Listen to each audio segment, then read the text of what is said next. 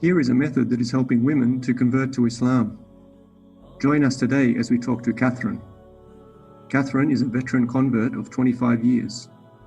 She is an emotional and spiritual resilience coach and founder of an academy that helps people learn about Islam. Today you will learn the 5 reasons why you should use Kathryn's academy in your first years of Islam so you can benefit from her 25 years experience of converting. Kathryn is 51 years old. She converted in 1995, that's 25 years ago. She lives in Australia and is passionate about ending oppression. In this episode, Kathryn talks about marriage, divorce, abuse, mistakes to avoid when converting to Islam, and much, much more.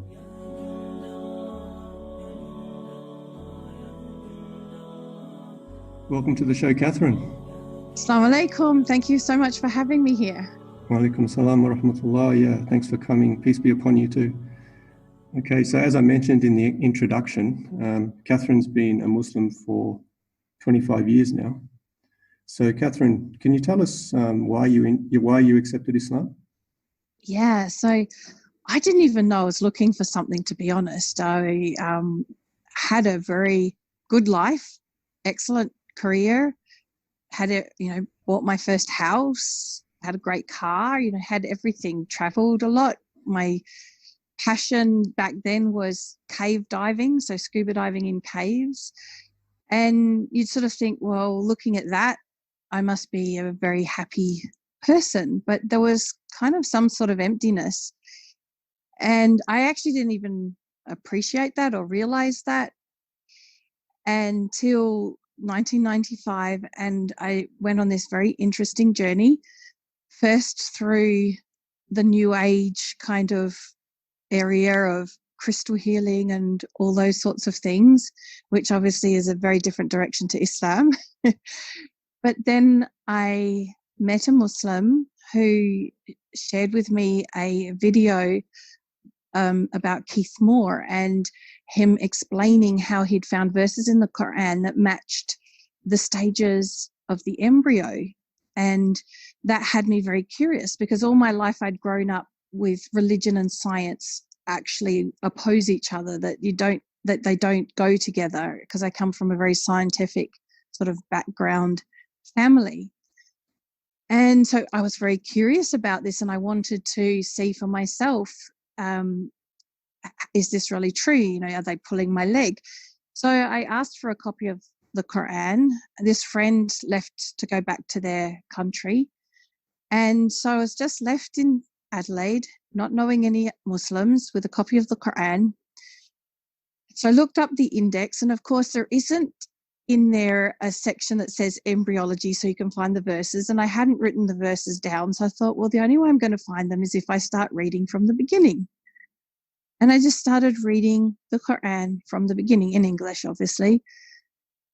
And I started to really look forward to my evenings after work and reading. And just one night I had this dream, and I woke up in the morning and there was something in my heart said, I have to become a Muslim today, and if I don't do it today, it's not going to happen, which is a really bizarre thing to wake up and think, but that's just how it happened. And that day I had a phone number for a Muslim. I rang that number and asked, how do I become a Muslim? So I became a Muslim that day.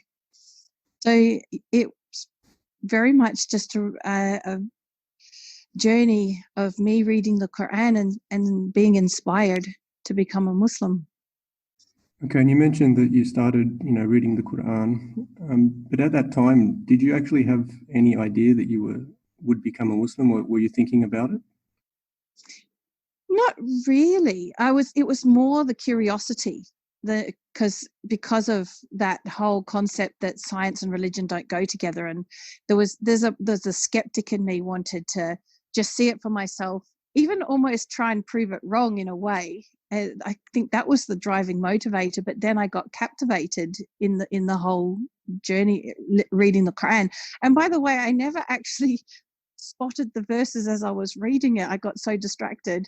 Obviously now I know what verses, and can go back to them. But at that time, I didn't even recognize them as I was reading. So I completely left my initial intention of trying to, see whether it was really true or not. Yeah, that's interesting. So it was more like of a scientific curiosity for you. Yeah, exactly. Yes. Okay, so I'll put the link to Keith Moore in the show notes, and then if anyone's interested, they can follow up there. Well, the thing that had me was we've only known what really happens in terms of, how a baby is formed since we've had microscopes and in modern science. So that's why I was intrigued, because the Quran is many more centuries older than our modern science is. And that's where the curiosity came from. How could they know that? I guess at that time, I didn't know any Muslims, and in Adelaide, there weren't really many Muslims, and I really didn't know what it meant to be a Muslim. I didn't really appreciate that I would be praying 5 times a day, that I would be putting hijab on and all of these sorts of things. So one of my things that I encourage those who are contemplating becoming a Muslim is there's never a particular point where you have the right amount of knowledge. If you believe in your heart it's the right thing to do, just do it. Because you've got plenty of time after your Shahada to work step by step through that process, which is exactly what I did. Yeah, that's right. Yeah, you have plenty of time. You don't need to rush. So tell us, how did Islam change your life then? I think the most significant thing is that sense of purpose, that actually I have a purpose. And I think that's probably what was missing in the materialistic sort of life I was living before. And it gave me boundaries, which growing up I didn't have, was where the line is in terms of relationships and what's okay and what's not okay.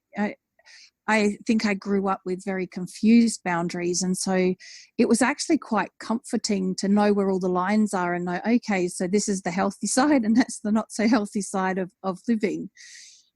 Because throughout my life, I'd been getting it quite wrong a lot of the time. So for me, that was a comfort to know where the lines are, to know that Allah is there, that there is a purpose to this life, that we're not just here to have fun and then we die and turn to dust. It made a lot more sense to me. I have a lot more resilience and strength. I actually can't understand how someone who doesn't have that relationship with Allah or God manages to get through life's challenges, because it just offers such a healthy psychological way through the tests and challenges that we face in life. Okay, and so you were around 25 or 27 at the time you converted. Do you think about 26? 26, yeah. Do you think that's a good age to do it? I don't think it's age specific at all. I have had girls as young as 16, 17 come and talk to me who were interested in Islam, who have embraced Islam, and really that's changed their life for them. And I've been a witness to much older women than me who have done the same. I don't think age is a criteria. Okay, and so you mentioned that, you've had young people come and talk to you and old people come and talk to you. So I'd like to now ask you about your service that you offer, your Back to the Fitra Academy. Mm-hmm. Can you tell us a little bit about what you're doing there? So our focus is on emotional and spiritual resilience.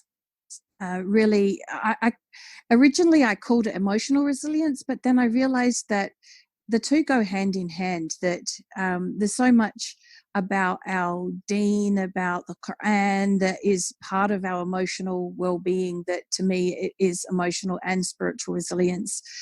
So basically helping, mostly at this stage it's Muslim women, find that strength in them, to find the confidence, the inner calm, compassion for others, the patience, all those great attributes that we're meant to have as Muslims, that we hear the sheikhs, the imams always saying, be patient with the first strike of calamity, don't be angry. We hear all these things and we're left with, yeah, okay, I get that, but how? And back in about 2005, I started working on with Yusuf Estes and his website Chat Islam, providing classes for Muslim women. And that was the key thing we ended up focusing on, was the how, because that seemed to be the missing piece of the puzzle. So since then, it's kind of evolved now into an academy where I'm focusing very much on the how. How do we find patience? How do we find resilience? How do we find our inner peace? And everything comes back to, in the remembrance of Allah, do hearts find rest, and sinking into a state of tawakkul, being able to really put our trust in Allah and accept the qadr, the destiny, accept what is happening and navigate that, with the words I always use: confidence, compassion, and calm. They seem to be the three words that sum it up. So what is resilience? Resilience, well, there's a beautiful hadith that sums it up. The Prophet ﷺ taught us, peace be upon him, taught us that the true believer is like a green, lush plant. As the wind will move it from side to side, but when the wind stops, it returns back to its position. And I guess that's a beautiful way of putting the concept of resilience. It doesn't mean that we don't get blown around a bit by the wind, but when the wind stops, we come back to ourselves. So yes, we'll get emotional sometimes. Yes, sometimes we'll feel disconnected from Allah. Sometimes we're not going to be in the best state, but we quickly return back to that good state again. So resilience is, I guess, the speed in which we can get back to ourselves again. Okay, and you mentioned three things as well, calm, and what were the other two? Confidence and compassion. Confidence and compassion. Okay, so can you go into confidence and tell us how your academy helps someone to gain confidence? Okay, good question. So a lot of terminology out there says we need to build our confidence. We actually come from a very different perspective, and the reason it's called back to the fitra is because actually we were born confident. We were born on the fitra with all of these characteristics of patience and resilience and confidence and inner calm. You just have to look at a young baby when all their needs are met, obviously, to see that. They just have this very crystal clear love for life. And as we've experienced more and more in life, we've had layers of experience that have taken us away from that fitra state and scratched away or chipped away, I guess, at our confidence, or that's how it seems. I would actually put it a different way and say it's kind of like it's covered up our confidence. It's still there. And when we come to understand our human experience and understand where feelings come from and really start to reconcile our experiences that we've been through, that confidence naturally emerges because it was always there. It never went anywhere. It was just kind of covered. A bit like when the clouds cover the sun didn't go anywhere. We just can't really feel the warmth of it or really see it because the clouds are in the way. But once the clouds move, it's still there. So the confidence is like that. So we really help understand our human experience in the context of our Islamic teachings. So it all fits in alignment with what we understand of our relationship with Allah as well. And it's the same with resilience and patience and all the other things that I talk about, and compassion. All of them are our innate state. And so it's about coming back to our innate state. Rather than searching for something outside, we actually find it within. Okay. And what is the format of the classes? There's a range of ways that I work.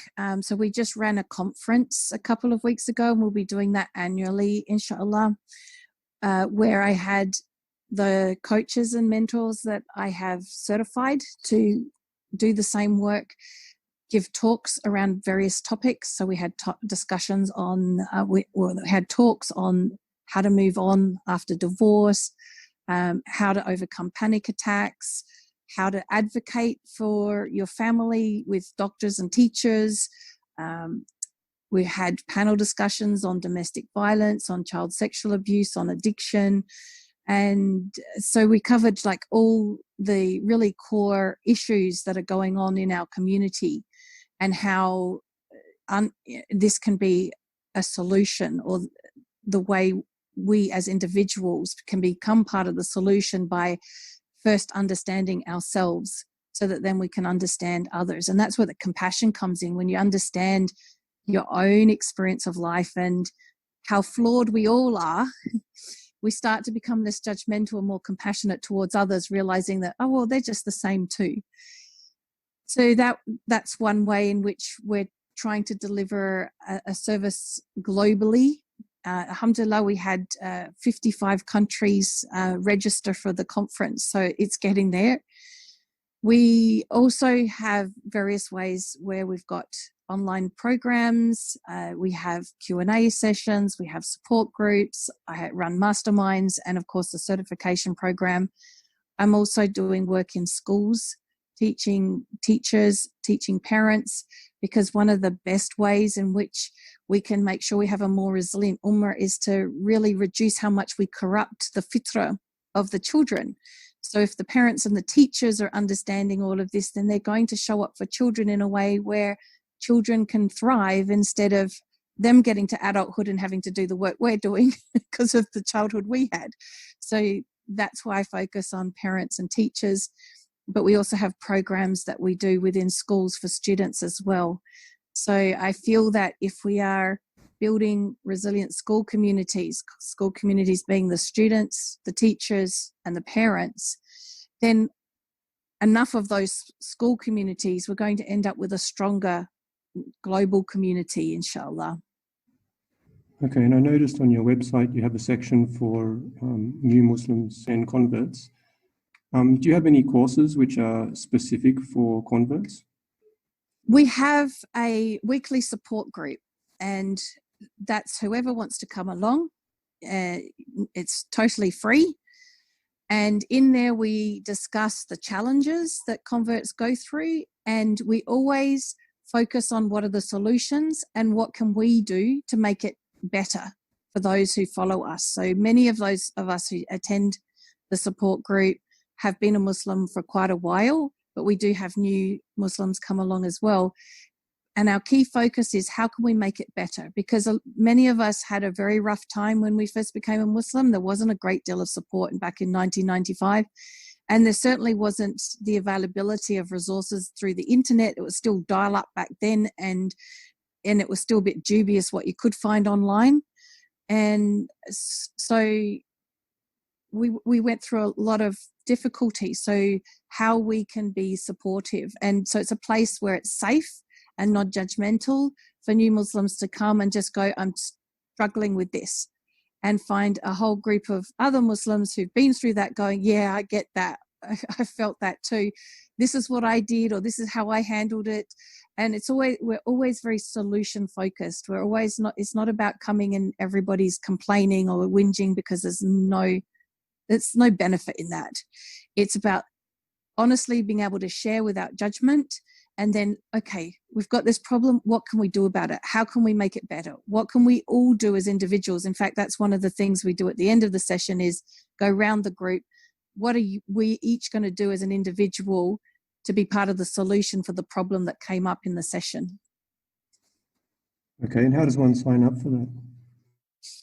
If they go to my website, backtothefitra.com/converts, they will get to the page where there's a place where they can sign up, and they'll get emails to remind them when the sessions are, and give them the link to the Zoom room where we meet. Okay, great. Yeah, I'll put that link into the show notes as well if anyone's interested. So you mentioned that in this weekly session, you talk about problems that new Muslims face. Can you go into some of the details about those problems?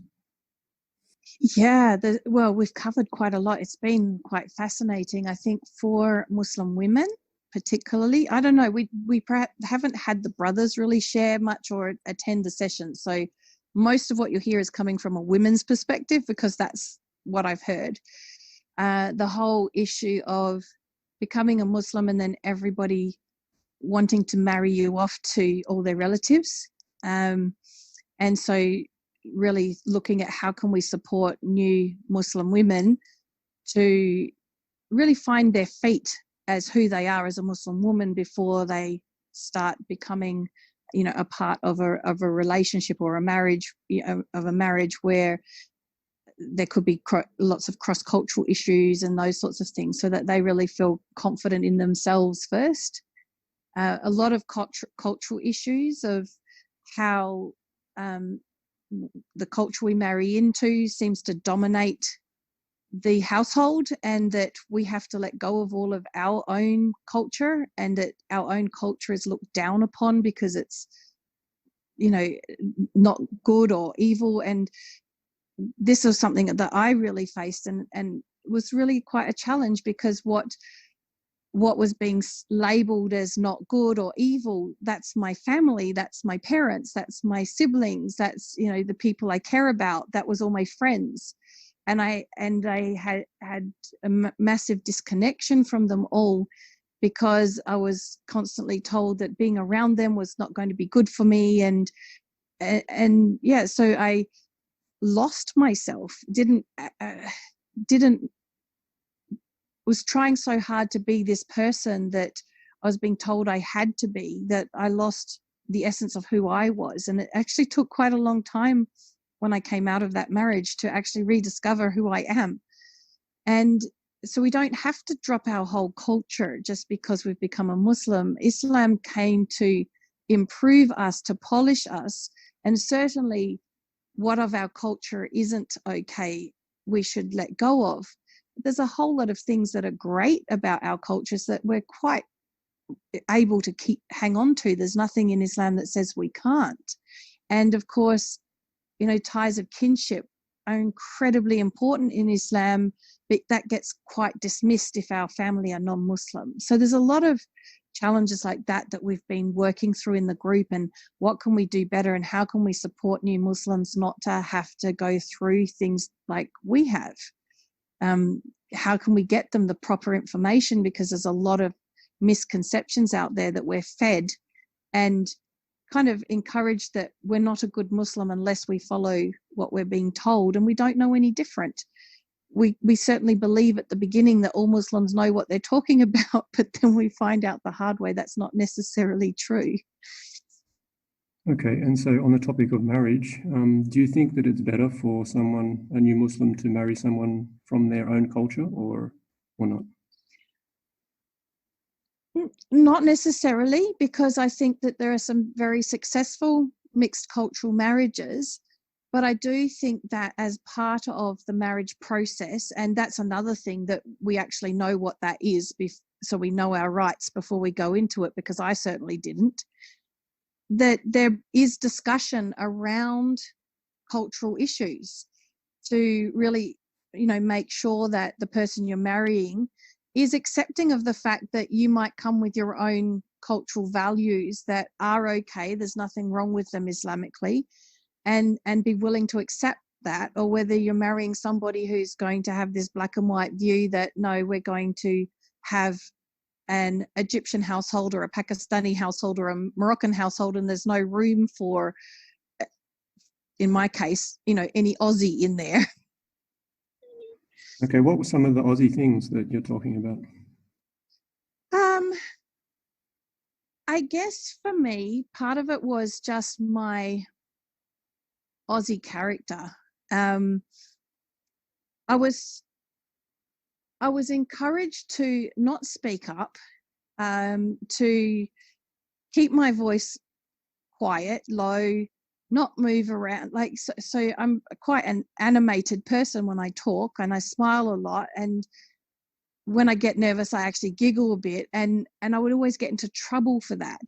And I'm not saying that's necessarily Aussie, but I grew up where it was okay to be like that. And while there are times perhaps, it could be toned down, and, alhamdulillah, I'm more mature now, so I don't tend to get as nervous and giggle as much.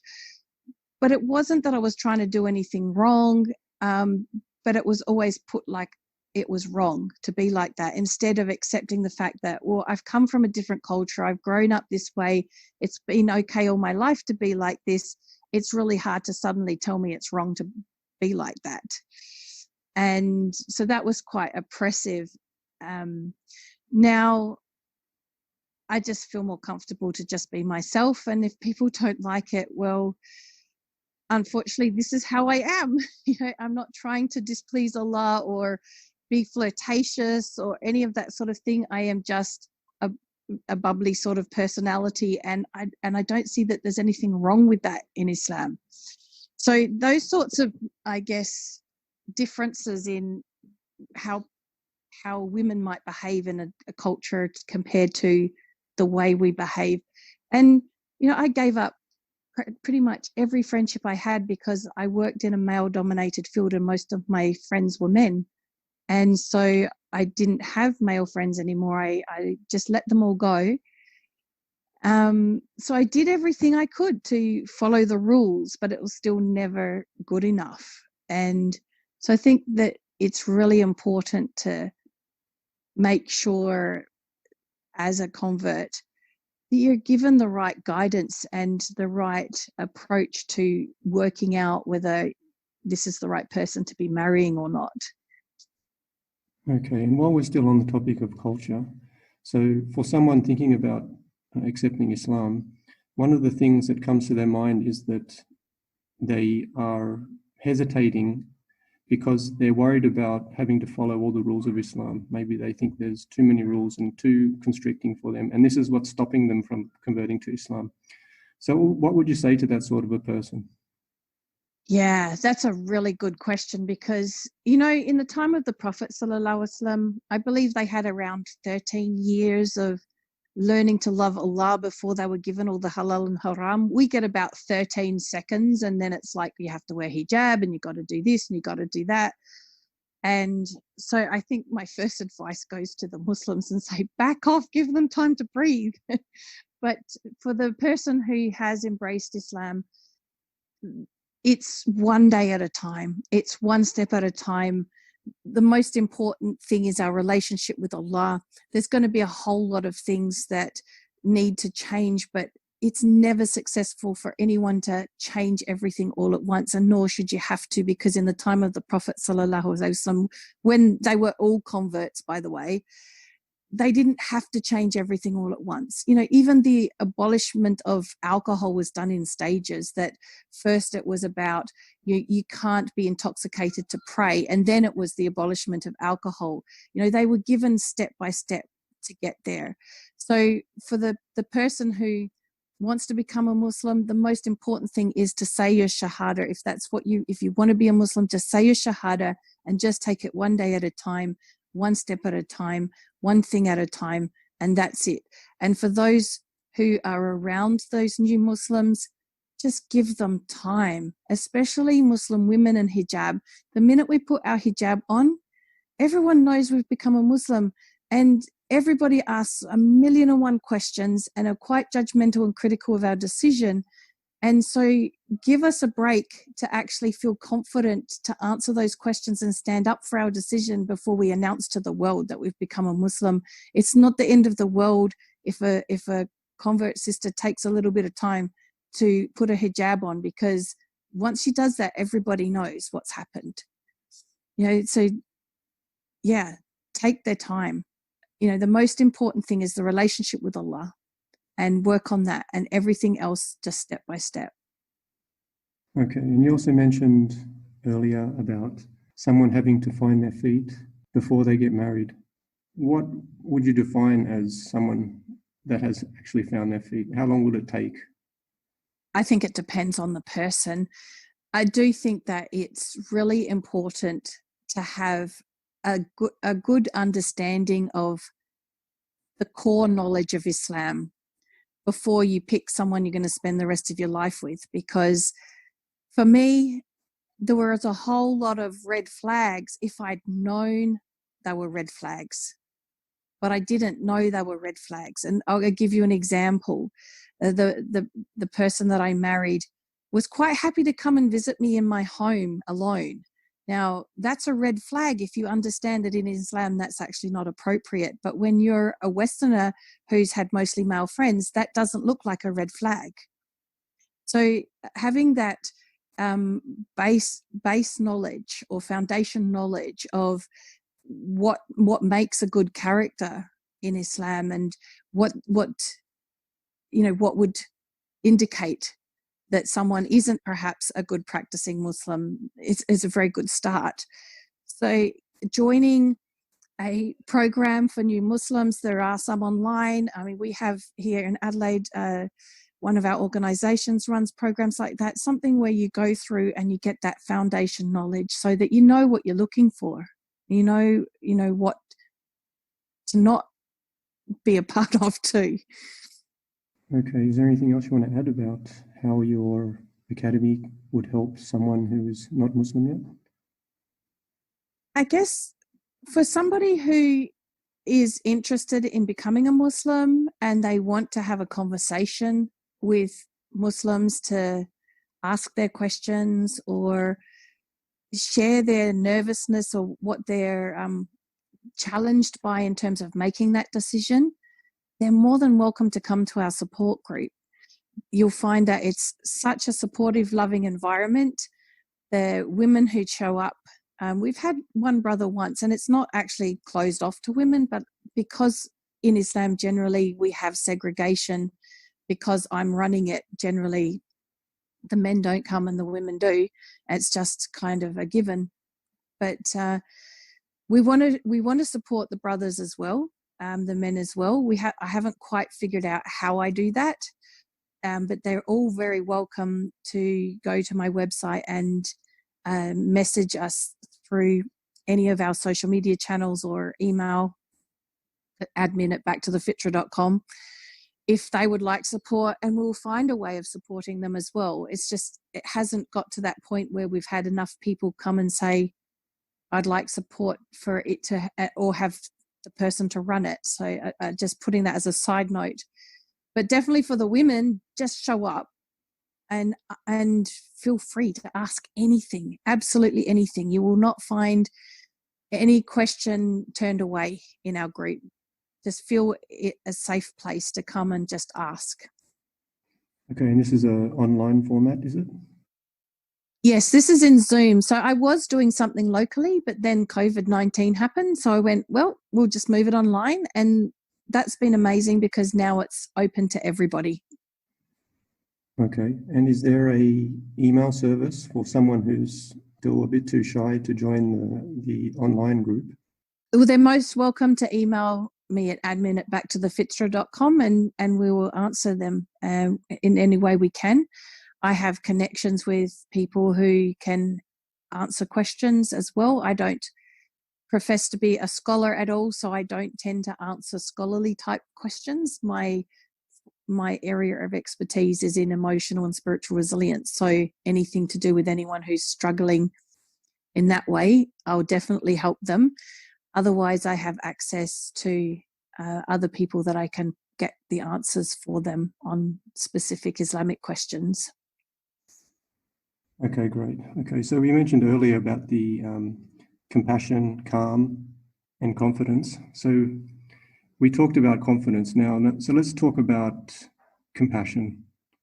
Compassion, see, a lot of people use words like empathy and those sorts of things in terms of how we can come to understand each other or be approachable to each other. But I prefer the word compassion. The reason being that with what we teach, we come to understand that there may be times when you can't empathize with a person because you just really can't understand where they're coming from. The they're coming from such a different background, or they're seeing this situation completely differently to you. And so that word doesn't really work. But the word of compassion, it's a way of us approaching one another where we see the person in front of us as a fellow human being. Doesn't matter their background, their religion, they're just a fellow human being. And we don't see them as the problem or the label or the prejudice that we've got in our head. And so I see compassion as being a big part of the solution of what we need in the world right now, especially. Okay, great. And the third one was calm? Yes, so the calm is the inner calm. So what we teach, because we're all about emotional spiritual resilience, is that when you're in a state of inner peace, inner salam, then you're in a state of wisdom, because that's when we're most connected to Allah. Allah's guiding us at all times. And if we're coming from that space, we're going to behave in a manner that's most pleasing to Allah, which will mean that we're going to be kind, considerate, and all those good things to other people. But if we've got emotions going on, we're angry, or we're sad, or we're stressed, or even if we're deliriously happy, it doesn't have to be what we would consider a negative emotion, then we don't have that wisdom when we're not in that state of inner calm. And so we have a lot of potential to harm others, to do things that are displeasing to Allah, because we're not thinking well, because we've got emotions going on. And so the reason for the word calm is that's when we're in that state of wisdom. So the confidence is the confidence and I guess conviction that there's only one true God, and that is Allah, that Allah is always there guiding us, always there. He knows everything. He is our sustainer, that in the remembrance of him, our heart finds rest, that he'll never burden us with more than we can bear. That's where the confidence comes from. That's where the tawakkul, the trust in him, comes from. The compassion then gives us the understanding of others to show up well with other people, and the calm has us in a state of wisdom so that we're able to do that and inshallah, Allah willing, actually behave in a way that's pleasing to Allah. That's why I love those three words. Okay, Kathryn, thanks for that. So I want to get takes from some of your experience of converting to Islam. So if you look back all those years, what would you have done differently? I look back, what would I have done differently? Number one, I would have slowed right down, questioned more. Of course, in saying that, it's all very well in retrospect. I didn't know any different at the time. I did the best I could with what I understood at the time. I would certainly have behaved differently with my parents. I would have had conversations with them. I wouldn't have become a Muslim and got married behind their back, which was what I was encouraged to do. Again, there wasn't the opportunity for me to even really learn all these things, because there wasn't local classes, there wasn't the internet. I didn't know any other Muslims. I didn't have any books to read. So I was doing the best I could with what I knew. And unfortunately, I ended up married to somebody who taught me his version of Islam and had a very strict way of handling things. Well, unfortunately, he was also a very abusive person, and part of the abuse was to isolate me from everybody.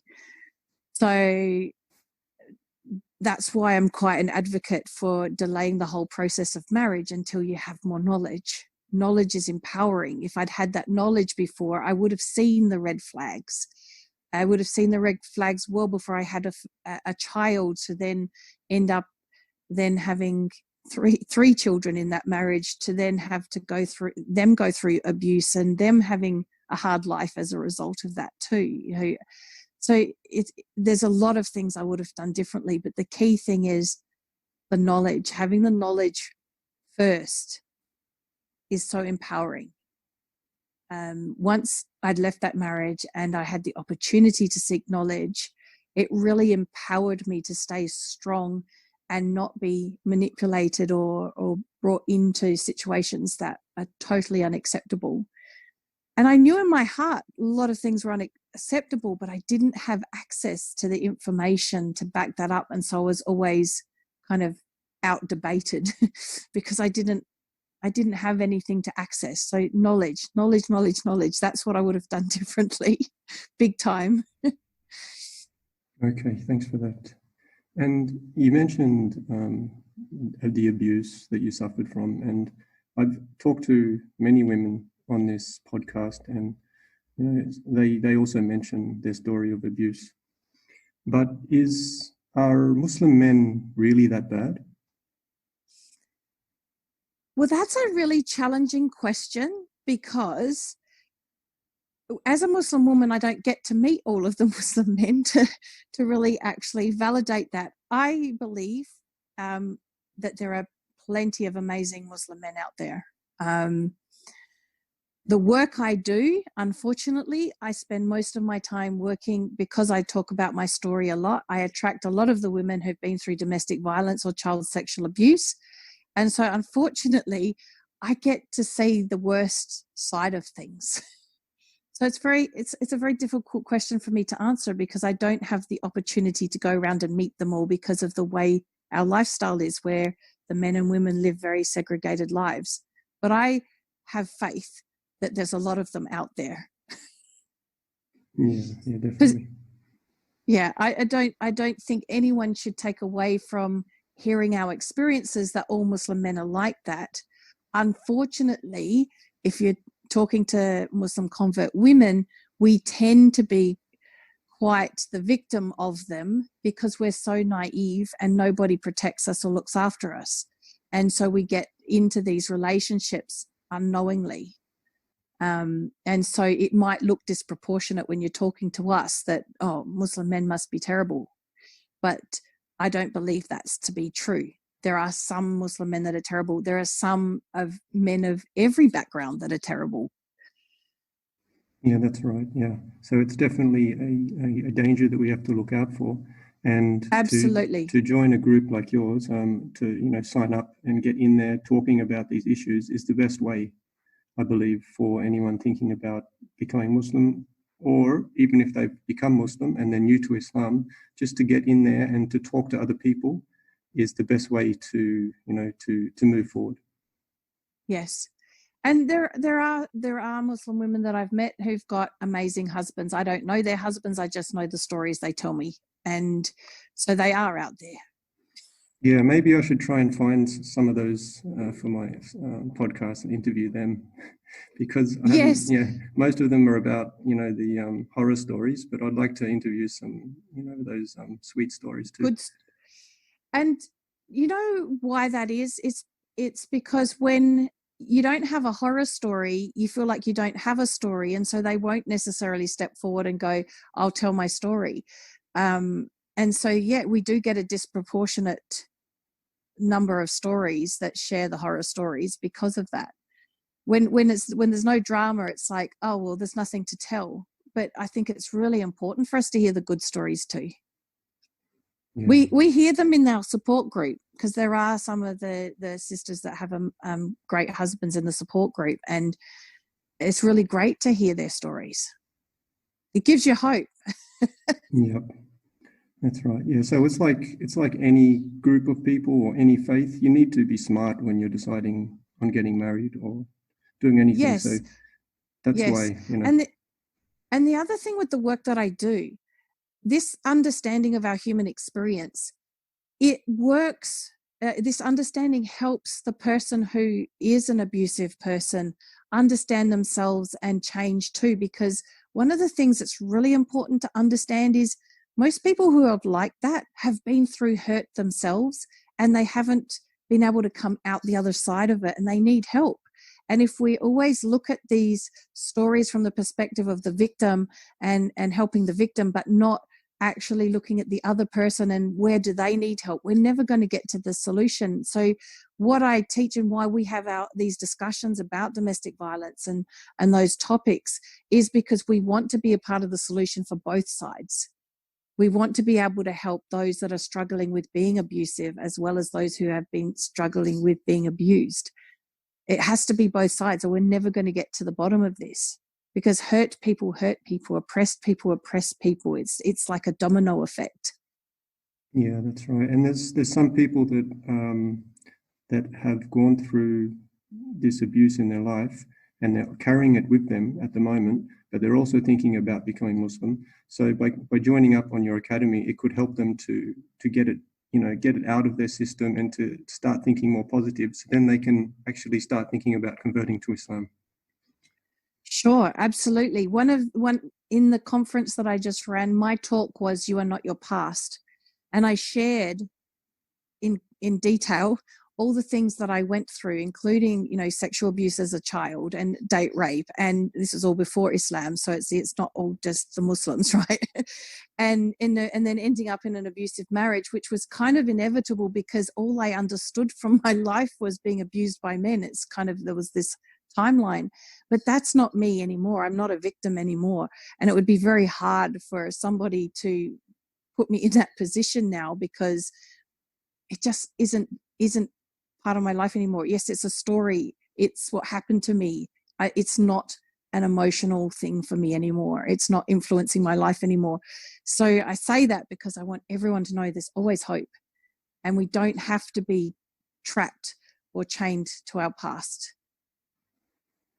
Okay, and so still on the topic of abuse, how does Islam make the life of a woman more safer? That's a really awesome question, because if we actually stuck to the rules, a lot of kids would actually be much safer. So in Islam, there are a lot of rules about after the age of 7, separating the boys and the girls. And there's also the rules about who are mahram and who are not mahram. Mahram being the people, the men in your life that a woman can't marry. So like father, brother, the specific, there's a verse in the Quran that gives you all the exact specifics of who those people are. And what we find is that we're not adhering to that. And what I've heard from many of the women who have been sexually abused as kids is it was an older cousin that was the perpetrator. So not even an adult, a teenager, perpetrated sexual abuse on their younger cousins. And so if we were following these rules that Islam has put in place to protect women from that kind of thing, then we wouldn't be having these things happening. But we don't follow the rules, and that's the other thing. We dress, we cover in hijab. Hijab means protection, to protect us from that sexual look. It's not it's to conceal the beauty of the woman, so there isn't that attraction outside of marriage. Yes, when we're in our homes, we can dress beautifully, but outside, we're just a person, and there's nothing there to be attracted to. And it works, because when I worked in the IT industry, before I was a Muslim, I was not treated seriously. It was a male-dominated field. I was also on the side an aerobics instructor, very proud of my body. So I wore quite tight, skimpy clothing, and I obviously distracting them, and they didn't treat me seriously. I came back to the very same company a few years later, dressed in full hijab, and they realized I actually was quite intelligent and quite useful, and I didn't have that same problem, to the extent that I was treated with higher regard than the other women in the organization. And it was almost like that glass ceiling that other women had, I didn't have anymore. I could walk into the CEO's office and just say what I wanted to say, and he would take it and listen to me. And whenever they would get a bit raucous in the meetings, they'd look at me and go, "Oh, sorry," like seeing me in a respectful way, because raucous, what I mean is the culture in Australia on the weekend is to get drunk and hook up and all these things that aren't part of our Muslim culture. And they'd start talking about that sort of thing, and then they would remember I was in the room and they would apologize to me. And the other women started to say, "You don't apologize to us." They started to notice that I was getting treated with a higher level of respect than they were. So it works. It works. So there's a lot about Islam that's to protect us. And that's what the verse says in the Quran, to cover us so that we are known to be pious women and be protected. Okay, and you mentioned segregation. This is something that a lot of people do not quite understand as well. Can you talk about that? Yeah, so I think that that was a very hard thing for me because, as I said, most of my friends were male all through school. I only had one other female student in my maths and science classes because I went through that stream. And then the same, I was in physics and IT because back then there weren't a lot of women in those fields. And so that was very hard for me. I actually didn't even really know how to have female friends because I'd always had male friends and used to talking to them about their cars and all those sorts of things because that's what they were all into. So yeah, that can be challenging. However, I do think that being disconnected from that has had so many other valuable lessons for me. It's certainly, I felt a lot safer given my history, that I was now not at risk of a lot of apart from the fact that I married somebody who was abusive, but apart from that, I wasn't at risk of the things I had experienced before.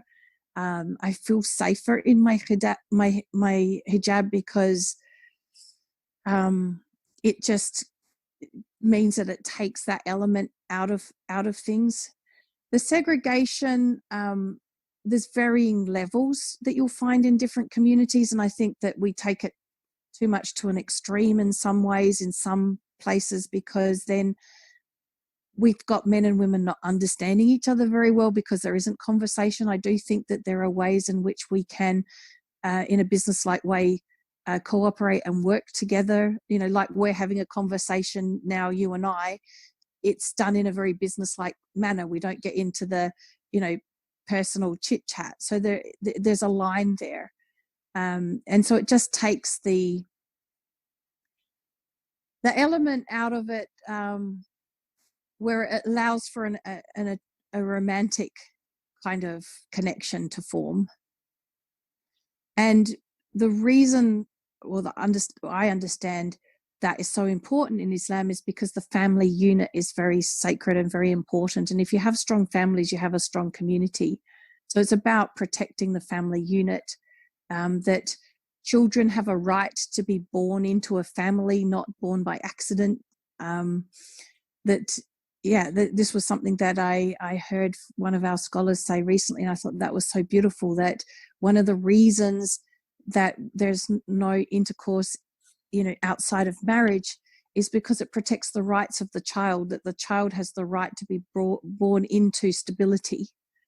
So it's really, when you start digging into the reasons behind all of these things, it's all about protecting us as humans to have the healthiest relationships and the healthiest communities possible, subhanAllah.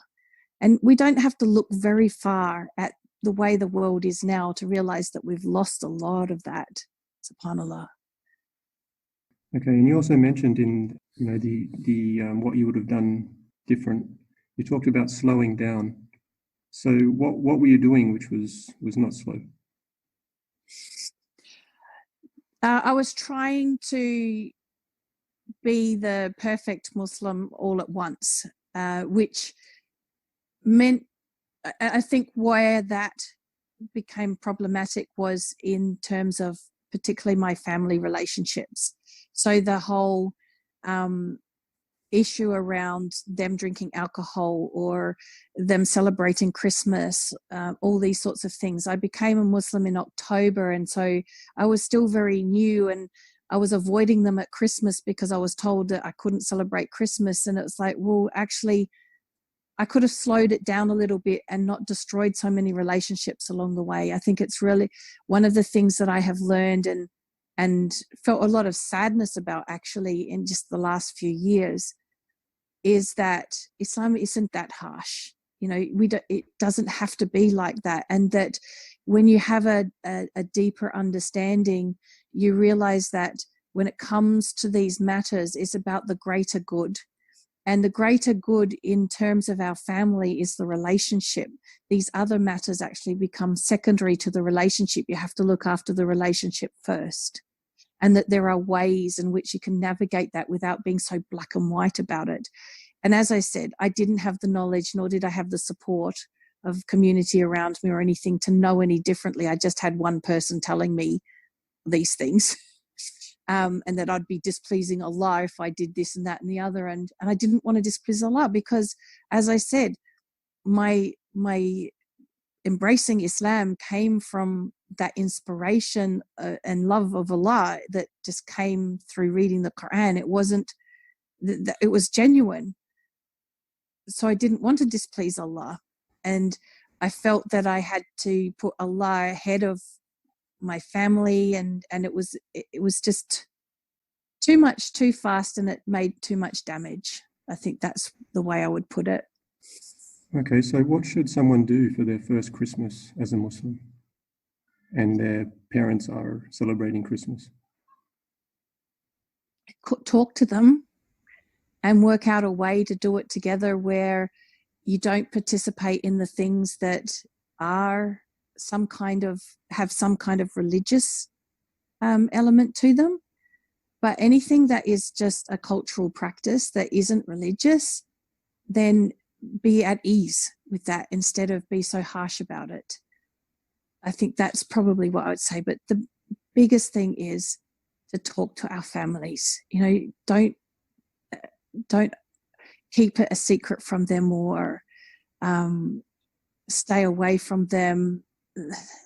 They love us. And one of the things that was really, really hard to hear was how much my family felt I'd rejected them.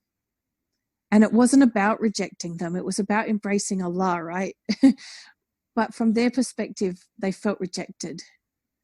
Because I was also told to have another name. So I stopped being Kathryn and I was Khadija. And they were really offended by that. But I didn't even need to change my name because there's nothing wrong with my name. And the Prophet ﷺ never changed anyone's names unless the name had a bad meaning. Kathryn means purity. I didn't have to change my name.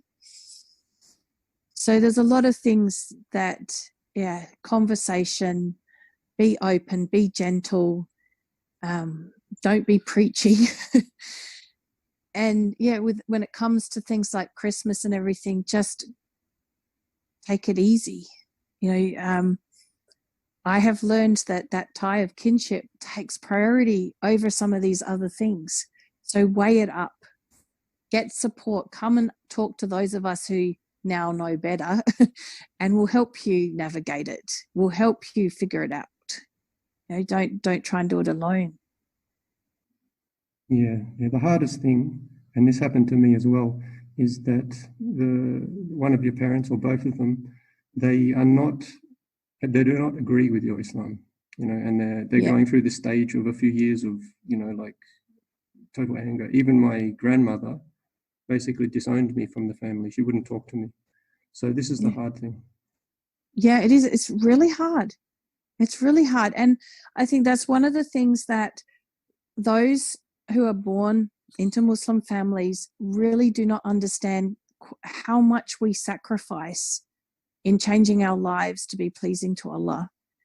And we actually end up being these people that don't fit in anywhere. We don't fit in particularly with the Muslims, and we don't particularly fit in with our family or our own people either anymore. We're kind of these in-between people, and our kids are too. It affects the next generation too. My poor kids have really struggled being the in-between kids. And so I think that it's really important for people to understand that, you know, it's really hard. Really hard. Yeah. After time, they tend to understand, and they can see how you change, especially if you start practicing Islam correctly. They will see all of the things that the way you're changing, and after a while, they always turn around and sort of accept that you're now a Muslim. Yeah. But it's really hard to see that look in their eyes, isn't it? When it's like this look of, I don't know how to put it, but like you're a stranger to them. Yeah, that's where it comes to the crunch. Are you doing it for God, or are you doing it for a person? And at the end of the day, that person, no matter how much you love them, they can't help you when you're on the day of judgment, when you're in front of God. They can't really help you. It's what you and your connection with God. So that's it. It comes down to that. Yeah, still doesn't take the pain away when you see that look in their eyes, though. That's right. Yeah, that's hard. Very hard. Very hard. It is very hard. It's very hard. But, we get there, don't we, after all these years? Yeah, that's right. Most of the people that I talk to have this problem, and then at the end of it, their parents are happy with them. So, it's a tough first period. Yeah. This era, you don't have to go it alone. There's so many of us out there you can reach out to. That's what I say. Just find us and reach out to us. I think considering that, this podcast is talking to those who are considering becoming a Muslim, I would say that no matter the hardship that I've been through, and I went through a really, really abusive marriage and have continued to be tested a lot since, there has never been a single moment I ever regretted my decision becoming a Muslim. It was the right thing to do, the best thing to do. And so if you feel in your heart that you want to become a Muslim, if you feel in your heart that this is the right thing, just say your Shahada and just start your journey slowly. You won't regret it. Thanks so much, Kathryn, for sharing that with us. So we're going to have to wrap it up now. And to wrap it up, I'm going to ask you your advice for anyone out there who's thinking about becoming Muslim. What are some action points to do in the next week or 2 weeks that they should do, which is going to help them to convert to Islam? Action points for the next week or 2 weeks. Well, if you're going to say your Shahada, you need to know the pillars of faith and articles of faith. So that is the core knowledge. And if you need to know what it is you're meant to believe in, because to become a Muslim, you have to believe in them. So if you don't know what they are, that's going to be tricky. I highly recommend Muhammad al-Jabali's Iman Made Easy series when it comes to that, because he breaks it down in really simple terms and he puts all the evidence of Quran and of Hadith in there, so you can see that it's real. It's not just someone just saying what they think. He's got all the evidence to back it, and that series is a really good series, I think, to invest in, have your own copy of, and go through that. But because, as I said, and have probably said many times in our conversation today, seeking knowledge is what's empowering. And if you go through those books and go, yep, that's it, then you're probably ready to take the next step and become a Muslim. Find a really good supportive people to be around. It doesn't have to be converts, but that can be helpful. It can be not helpful as well. I can tell you that there's a phase we go through, which I call the sledgehammer phase. It's the phase where everything's very black and white, and we're so scared of going to the hellfire that we want everything perfect. And when you come across one of us when we're in our sledgehammer phase, we're not very nice. So not someone who's in their sledgehammer phase, someone who's either past that or not reached it yet would be more beneficial. I would say that it would be good to reach out and see where your local mosque is.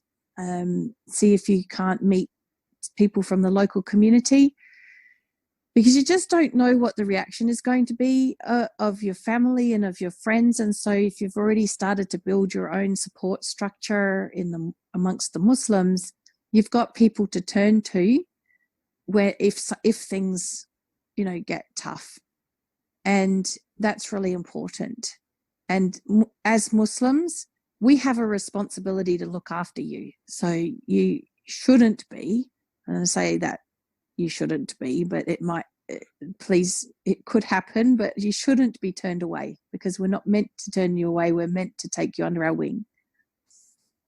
It would have made all the difference. It would have made all the difference to me having a support structure of Muslims and having some knowledge under my belt to all of the way everything unfolded. Now, it wasn't meant to unfold that way because it was my destiny that it was the way it was. But they are the two key things that would have made a huge difference to my outcome. Having Muslims to support me, or even to just talk to, and having some knowledge. Okay, great. Thanks for that advice, Kathryn. Thank you so much for coming onto the show. You're most welcome. It was my pleasure. Yeah, really enjoyed the show, and it was nice to talk to you about your academy and all the good things you're doing there. And hopefully anyone that's listening can benefit from this academy as well. Yes, inshallah. Okay, Kathryn. So may the peace and blessings of God be upon you and all our listeners out there. Assalamu alaikum wa rahmatullah. Wa alaikum salam wa rahmatullahi wa barakatuh.